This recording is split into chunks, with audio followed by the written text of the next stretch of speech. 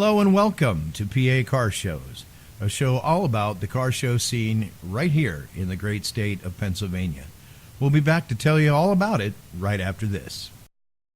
No matter what you drive, Flowmaster delivers the sound you're looking for. From the mild tuning of the 70 series for trucks and SUVs, to the moderate and mellow tuning of the 50 series, to the aggressive 40 series. Patented exhaust flow technology is the sound engineered for power, towing, and performance. Log on now to hear the muffler that's right for you. The sound of pure American performance. Flowmaster. Available at Summit Racing. And we're back, and welcome once again to PA Car Shows, the first ever episode of PA Car Shows. Now let me tell you a little bit about the show. The show is a bit of a Frankenstein. It is part podcast, part TV show, part vlog.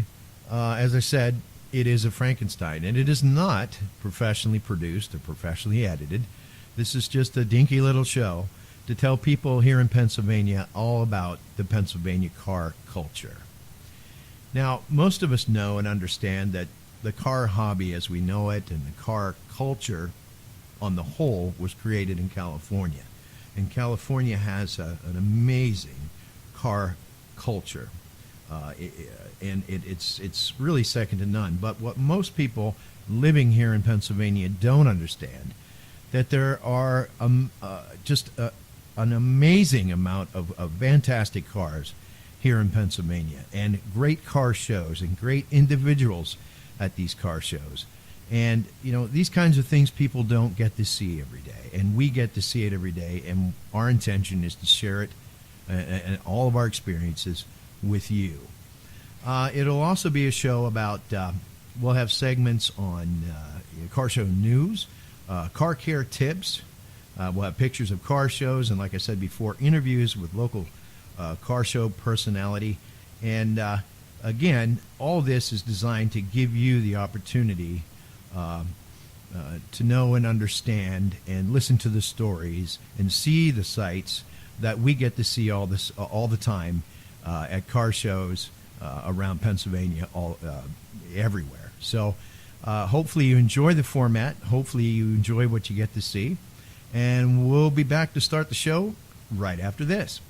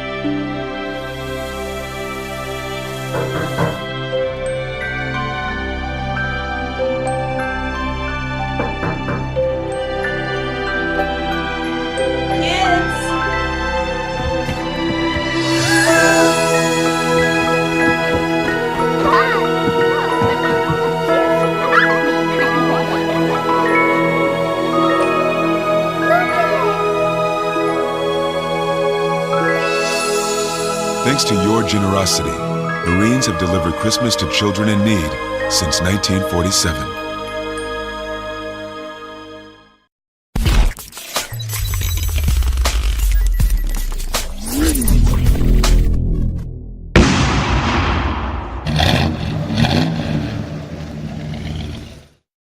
Okay, well, this week we bring you a doubleheader.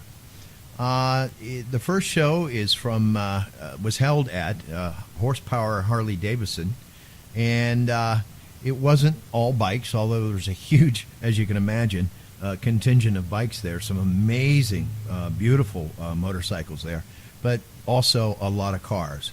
And we're going to show you sort of a musical slideshow of many cars that were at that show. Also, mashed in there at the tail end is a show in Wilburton, Pennsylvania. It was a small show, but the people were fantastic, and there were a lot of great cars there too. So we're going to show you that right now.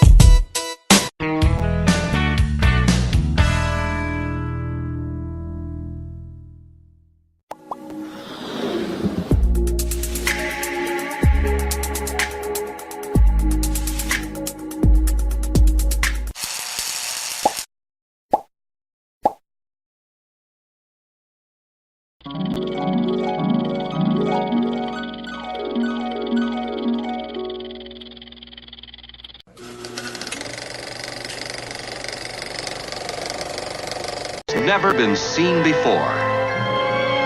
You're about to enter a beautiful, exciting, wonderful new world. The world of 1960. For the first time in history, you'll see not one, not two, but three completely new kinds of Ford cars for 1960. A wonderful new world of Fords.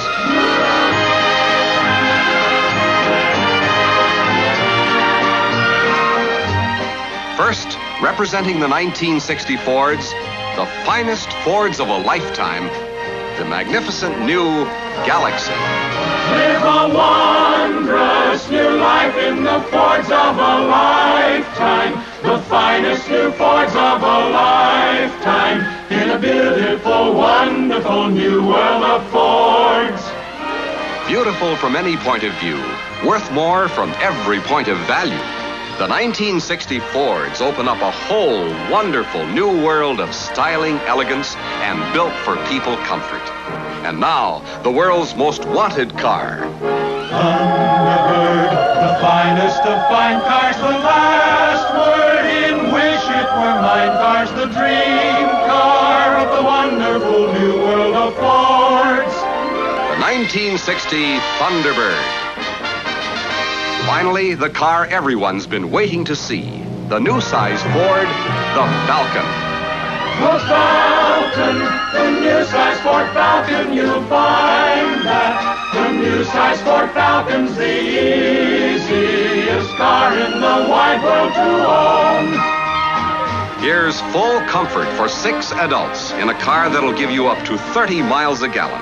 A new size car with a new size price. It's the easiest car in the world to own. The Ford Falcon. You can see these cars at your Ford dealer showroom now. The Falcon, the Thunderbird, and the 1960 Fords. There's a big, wide, wonderful world of new Fords, newly proportioned for you, Fords. Oh, beautiful, wonderful, beautiful, wonderful, beautiful, wonderful new world of Ford.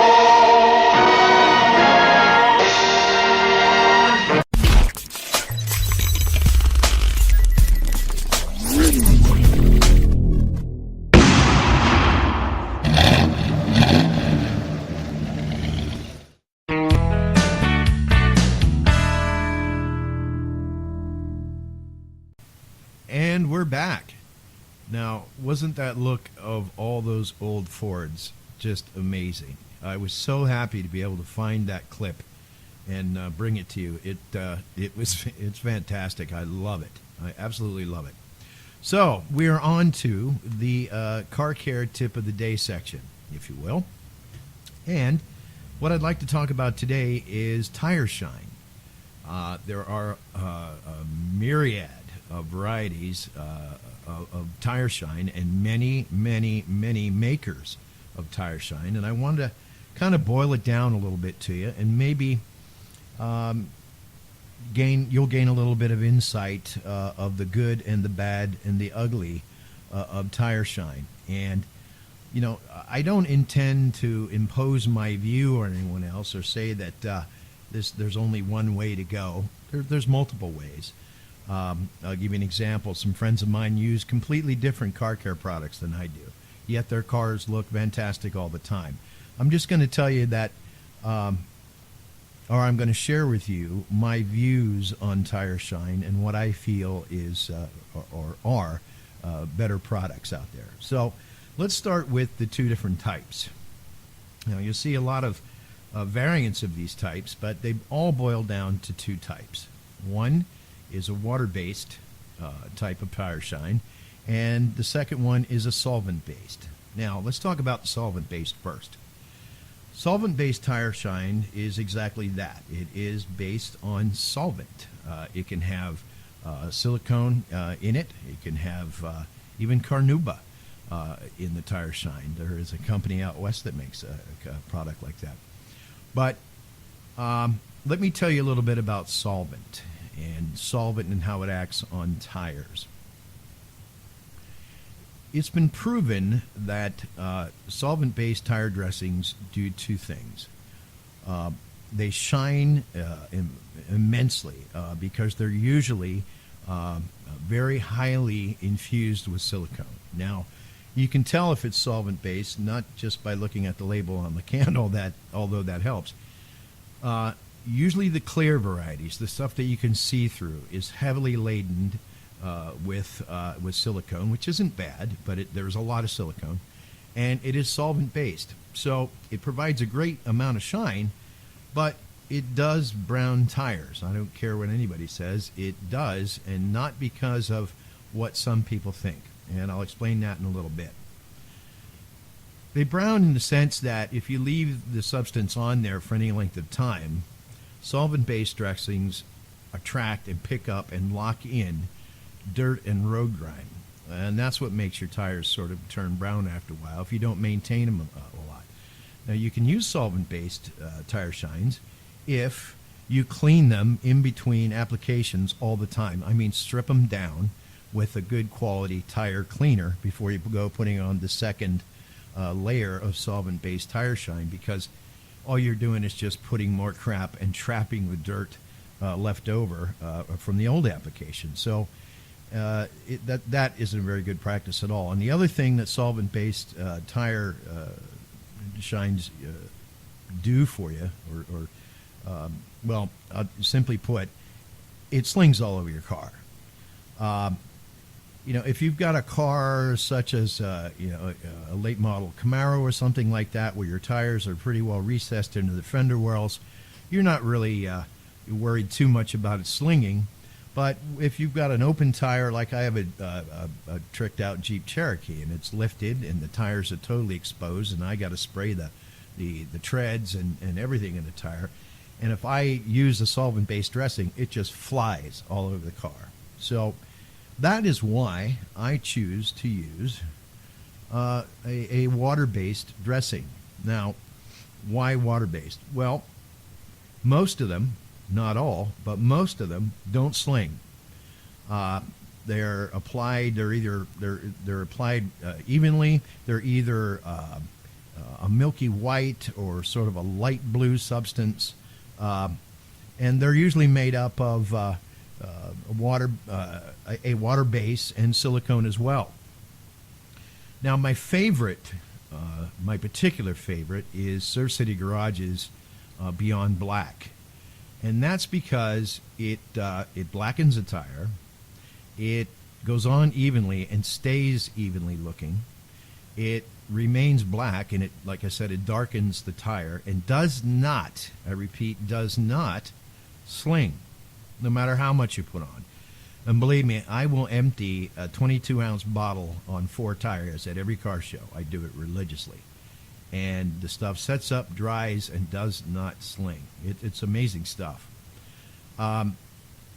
It uses, or they use, Surf City does, glycerin instead of silicone. Not that silicone is bad, but silicone used in waterborne tire dressings often is milky and sort of a milky white and very transparent. In other words, when you spray it on the tire, it gives it a good amount of shine, but it doesn't really darken the tire. It doesn't make the appearance look deeper. It doesn't give that kind of new look. It's just whatever the tire was before, it's just a shinier version of that. So I shy away from the stuff that's just sort of milky white, silicone-laden, waterborne tire shine. I don't like that stuff. And although I'd rather use it than solvent-based tire shines, but I certainly like the product from Surf City Garage. It's amazing. And with that glycerin, it just sticks on, cures, sets up, does not sling, and you don't have to worry about it. It's amazing stuff. Now, I talked a little bit about another way in which tires turn brown, and some people, if you look at the forums and stuff online, and my God, there's so many people talking about this, there's a condition in tires where the tires turn brown, and this isn't just from dirt. But one thing I want everyone to know is that the solvent-based dressings themselves don't cause a tire to bloom, and there's the operative word, bloom, or blooming. Every tire that is manufactured in the world has an anti-ozonant, or a ozone blocker in it, okay? And when the tire spins and it starts to work its way toward the sidewalls, when it's exposed, when that substance, this anti-ozonant, is exposed to the ozone, it turns brown. And that's what discolors your tires. When you get a new set of tires, you'll know that you notice that over time the tires begin to turn sort of a dull gray, if not brown. Well, that's because of this blooming. It's a natural effect of the tire as it spins the anti-ozonant toward the sidewalls, where it's exposed to ozone and subsequently turns the tires brown. Solvent-based dressings don't do that. They turn it brown for a different reason, and the brown simply comes from dirt. So, I hope that clears things up for you a little bit. You can use solvent-based if you find one that doesn't sling. I prefer, like I said before, water-based dressings because they don't sling. And I think you'll find that some of these products are just as shiny and just as awesome looking as any solvent-based dressing out there. So we'll be back right after this. Hopefully that helps you out. It doesn't.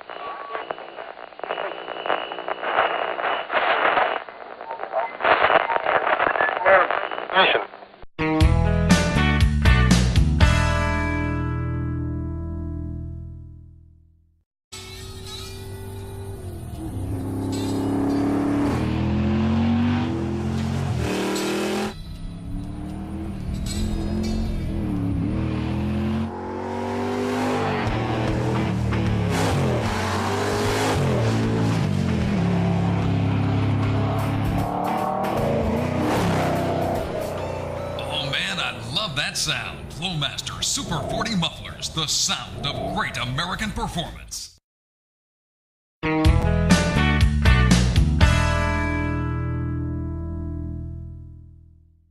Okay, and that is the first episode of PA Car Shows, and that's a wrap, as it were. Next week, we're going to feature the Bellefonte Last Cruise car show. That's an amazing car show with a lot of amazing cars, and we'll be here to show you and tell you all about it. Until then, I'm your host, Tim Swank, and we'll see you later on PA Car Shows.